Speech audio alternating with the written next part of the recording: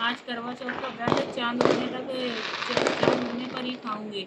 तब भाइयों ने सोचा कि चाँद उगने तक बहन भूखी रहेगी, तो एक भाई ने दिया जलाया, दूसरे भाई ने छलनी लेकर उसे ढका और नकली चाँद दिखाकर बहन से कहने लगा कि चल चाँद उगाया, अर्घ दे ले। बहन अपनी भाभियों से कहने लगी कि चलो अर्घ दें। तो भाभियाँ बोली, तुम्हारा चाँद उगाया होगा, हमारा चाँद तो रात को उगेगा। बहन ने अकेले ही अर्घ दे दिया और खाना खाने लगी। तो पहले ही ग्रास में बाल आया, दूसरे ग्रास में कंकड़ आया, तीसरा ग्रास में मुंह तक किया तो उसकी ससुराल से संदेशा आया कि उसका पति बहुत बीमार है, जल्दी भेजो। माँ ने जब वो लड़की को विदा किया तो कहा कि रास्ते में जो भी मिले उसके पांव लगना और जो कोई सुहाग व आशीष दे तो उसके पल्ले में गांठ लगाकर उसे कुछ रुपए दे देना। बहन जब भाइयों से विदा हुई तो रास्ते में जो भी मिला तो यही आशीष दी कि तुम 7 भाइयों की बहन, तुम्हारे भाई सुखी रहें और तुम उनका सुख देखो। सुहाग का आशीष किसी ने नहीं दिया। तब जब वह ससुराल पहुंची तो दरवाजे पर उसकी छोटी ननद खड़ी थी। वह उसके भी पांव लगी तो उसने कहा कि सुहागिन रहो, सपूती हो।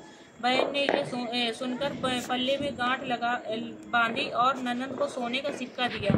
जब भीतर गई तो सास ने कहा कि पति धरती पर पड़ा है तो वह उसके पास जाकर उसकी सेवा करने के लिए बैठ गई। बाद में सास ने दासी के हाथ बची कुची रोटी भेज दी। इस प्रकार से समय बीतते बीतते मार्गशीर की चौथ आई तो चौथ माता बोली, करवा ले भाइयों की प्यारी बहना करवा ले। लेकिन जब उसे चौथ माता नहीं दिखलाई दी तो वह बोली, हे माता, आपने मुझे उजाड़ा है तो आप ही मेरा उद्धार करोगी, आपको मेरा सुहाग देना पड़ेगा।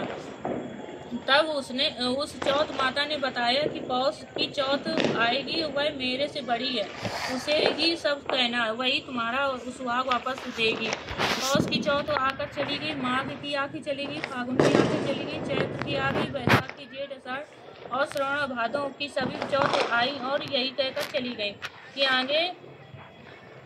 आगे वाली को कहना।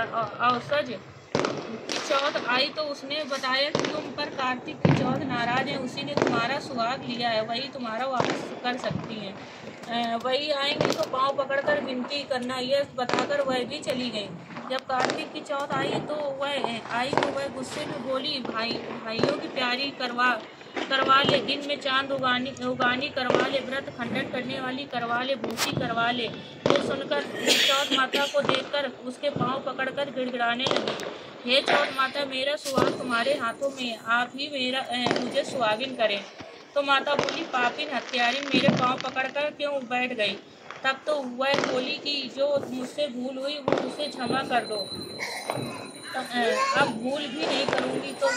तो चौथ माता ने प्रसन्न होकर आंखों से काजल, नाखूनों में से मेहंदी और टीके में से रोली निकालकर छोटी उंगली से लेकर उसके आदमी पर छिड़क दिया और वह उठकर बैठ गया और बोला कि आज बहुत सोए। वह क्या सोए हो, मुझे तो 12 महीने हो गए, अब जाकर चौथ माता ने मेरा सुहाग लौटाया है। यह सुनकर उसके पति ने कहा कि जल्दी से माता का पूजन करो। और जब चौथ माता की कहानी सुनी, करवा का पूजन किया और प्रसाद खाकर दोनों पति पत्नी चौपड़ खेलने बैठ गए। नीचे से दासी आई, उसने